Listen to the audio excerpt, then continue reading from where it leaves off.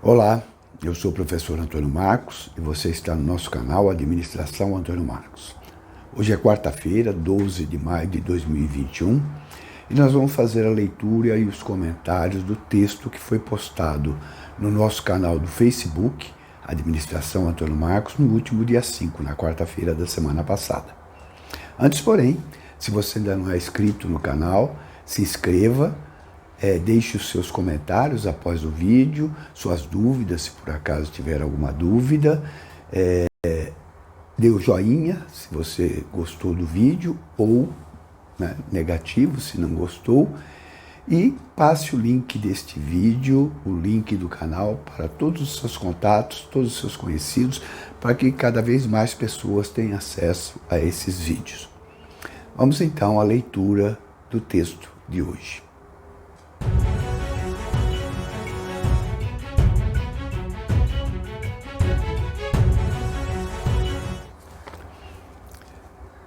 Ainda sobre objetivos e processos. Então, esse texto, o título dele já nos mostra que ele é uma continuação do texto anterior, do artigo anterior. Então, quem ainda não assistiu o vídeo sobre o texto anterior ou não leu o texto anterior, seria aconselhável dar uma olhada antes para poder compreender perfeitamente este texto e o seu conteúdo. No artigo anterior, afirmamos que todo e qualquer processo tem um objetivo e que o processo é definido por seu objetivo. Então, essa foi a afirmação do texto anterior e nós falamos sobre esta afirmação, naquele texto e naquele vídeo sobre aquele texto. Agora, afirmamos que não existem meios de atingir qualquer objetivo que não seja através de processos. Os processos são os meios necessários para se chegar a qualquer objetivo, seja um objetivo simples, como higienizar os dentes, seja um objetivo complexo, como o desenvolvimento de um módulo espacial. Então, o que nós estamos afirmando agora neste texto é que, para se chegar a qualquer objetivo, para se alcançar qualquer objetivo, eu tenho que ter um processo que me leve a esse objetivo. Qualquer objetivo para ser alcançado só pode ser alcançado através de um processo.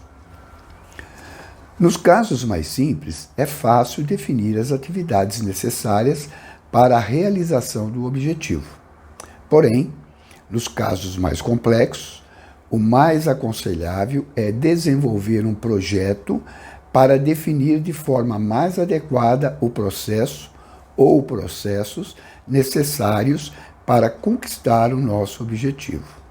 Então, eu posso ter objetivos simples, como higienizar os dentes, definir quais as atividades, a sequência da atividade para atingir esse objetivo é bem simples. Então, eu facilmente consigo definir essas atividades. Agora, desenvolvimento de um módulo espacial. Eu não consigo fazer esse desenvolvimento desse projeto, desenhar esse projeto de uma forma muito simples.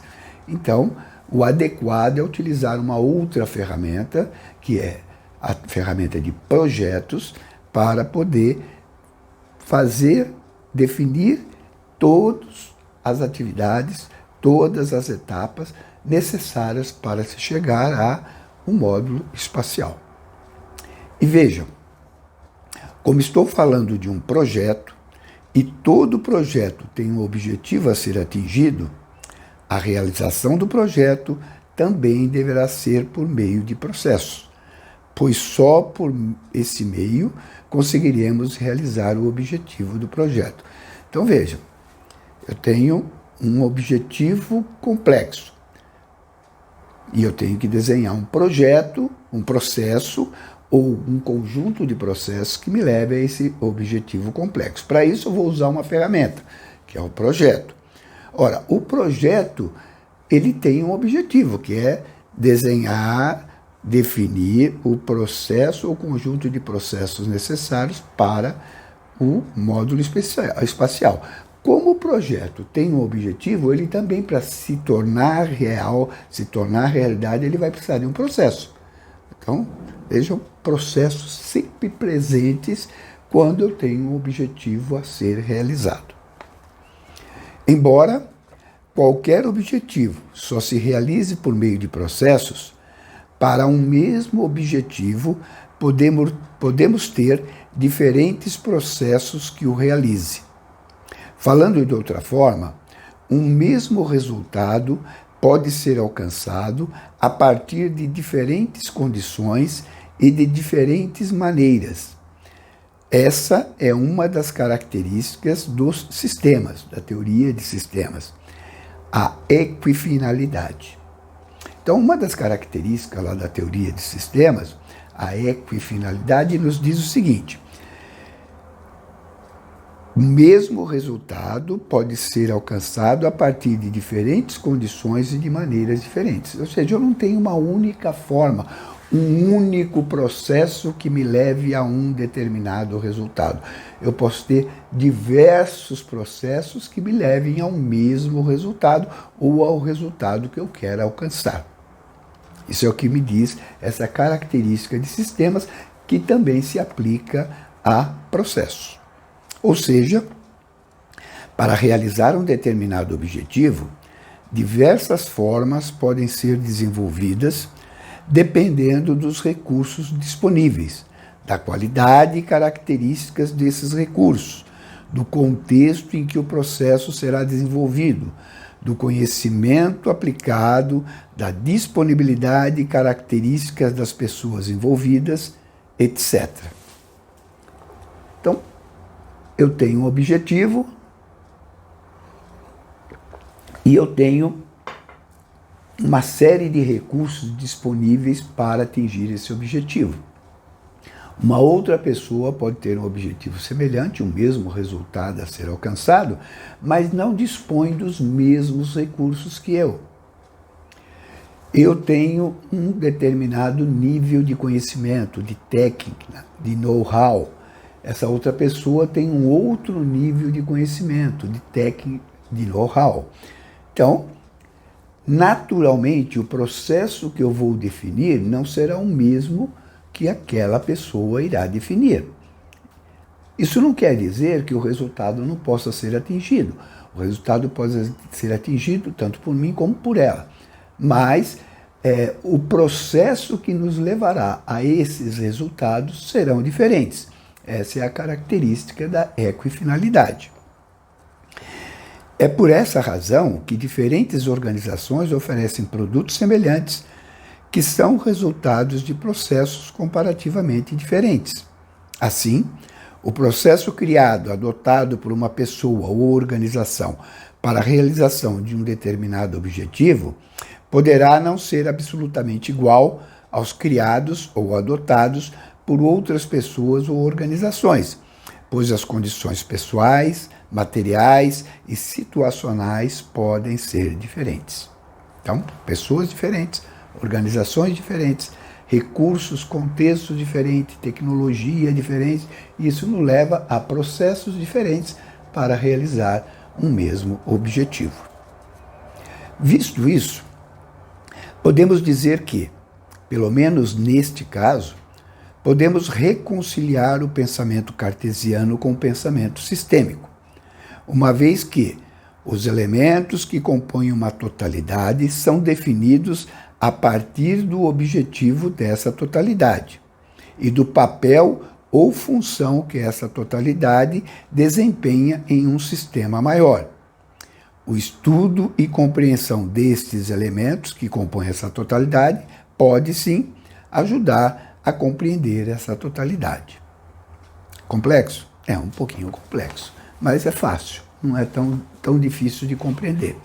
Lembremos o método cartesiano para compreender uma realidade qualquer. Eu vou dividir essa realidade nas suas menores partes, conhecer cada uma destas partes e, conhecendo todas as partes que compõem uma realidade, eu posso compreender a realidade. Então, eu parto, na compreensão da realidade, eu vou partir das partes que a compõem para compreender a totalidade. Na teoria de sistemas, ela diz o contrário. A teoria de sistemas diz que os elementos, as partes que compõem uma totalidade, são definidas a partir do objetivo da totalidade e do papel ou função que essa totalidade desempenha num sistema maior. Então, os elementos que compõem a totalidade são definidos pelo objetivo. Então, vejam, eu parto da totalidade para a definição dos elementos, compreensão dos elementos. Na teoria cartesiana, eu parto dos elementos para compreender a totalidade. Mas veja, a partir do momento em que esses elementos são definidos pelo objetivo da totalidade e do papel que desempenha na totalidade maior, se eu compreendo os elementos, eu compreendo a totalidade. Então há uma reconciliação entre os dois pensamentos, tanto o pensamento sistêmico como o pensamento cartesiano.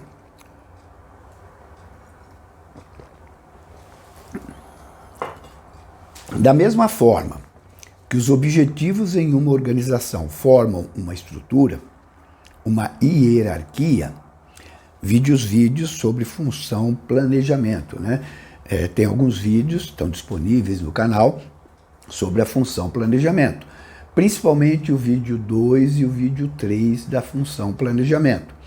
Aí a gente vai falar sobre hierarquia de objetivos. Os processos que realizarão esses objetivos também serão hierarquizados, mas não apenas pela razão de estarem ligados aos objetivos que determinam essa hierarquia. Algumas características dos sistemas nos ajudam a compreender esse processo de hierarquização. Ora, nós vimos, né, na função planejamento, que os objetivos dentro de uma estrutura organizacional, elas formam uma hierarquia.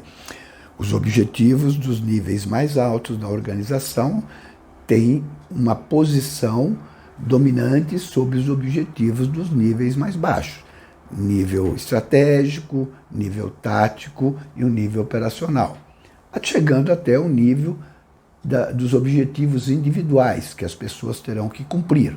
Então, há uma hierarquia. Agora, não é só como os processos para realizar os objetivos são definidos pelos objetivos, esses processos também estarão hierarquizados, mas não apenas porque estão ligados aos objetivos. Algumas características de sistemas, né, nos ajudam a compreender como esses processos são hierarquizados. Assim, como os sistemas podem ser subdivididos em subsistemas, os processos podem ser subdivididos em subprocessos ou processos menores. Então, uma das características de sistemas é que eu posso subdividir um sistema em sistemas menores, subsistemas, e cada um desses subsistemas dividir em subsistemas, e assim consecutivamente. Lembrando que o sistema que eu estou trabalhando, ele é um sistema que pertence a um sistema maior. Então, você tem uma hierarquia reduzindo e uma hierarquia crescendo. A mesma coisa eu posso fazer com processos, porque como o processo obedece a toda a teoria de sistemas, eu posso fazer a mesma coisa com os processos, dividir em subprocessos. Esses subprocessos irão desempenhar um papel necessário ao processo que o contém, característica de sistema. Essa é a característica do funcionalismo. Cada elemento de um sistema tem uma função a desempenhar no sistema maior, no sistema mais amplo. Então, vale para processos. Além disso, qualquer processo acaba sendo um subprocesso de um processo maior. Essa característica é chamada expansionismo, outra característica de sistemas que se aplica a processo. Todo fenômeno é parte de um fenômeno maior. Além de ser visto como parte de um sistema maior, o processo é explicado em termos do papel que desempenha neste sistema maior. pensamento sintético. Então, nós temos aqui duas características de sistemas, né, que conjugadas nos explicam o quê? Eu divido em subprocessos. Esses subprocessos, eles vão executar uma função para o processo ao qual ele pertence. E esse processo maior que eu estou trabalhando, ele pertence a outro processo maior e ele também está cumprindo uma função para esse processo maior. Dentro da organização, eu vou, então, olhar essa hierarquia dos processos em função dessas duas características, porque sempre um processo está cumprindo uma função para um processo maior ao qual ele pertence. E aí eu chego ao topo da hierarquia dentro da organização. Isso quer dizer que acabou? Não. A organização, ela cumpre um papel na sociedade. Aquilo que ela produz, aquilo que ela faz, é parte de um processo maior dentro da sociedade. Então, veja, sempre, quando eu estou falando de sistema ou quando eu estou falando de processo, eu tenho uma hierarquia de processos, processos menores que cumprem funções para os processos maiores que os contêm, e por sua vez, esses processos estão contidos em processos maiores. Então, eles também estarão cumprindo funções para os processos maiores. Então, são características de sistemas que também se aplicam a processos. Reconheço que o assunto é um pouco complexo. Se vocês tiverem alguma dúvida, deixem suas dúvidas após o vídeo ou utilize o e-mail amongestão@gmail.com. Aí eu vou responder diretamente a cada um de vocês que me mandarem por e-mail. Espero que vocês tenham gostado, espero que tenha ficado claro para vocês. E se houver dúvida, então, utilizem as ferramentas para tirar essas dúvidas. Muito obrigado e até o nosso próximo vídeo.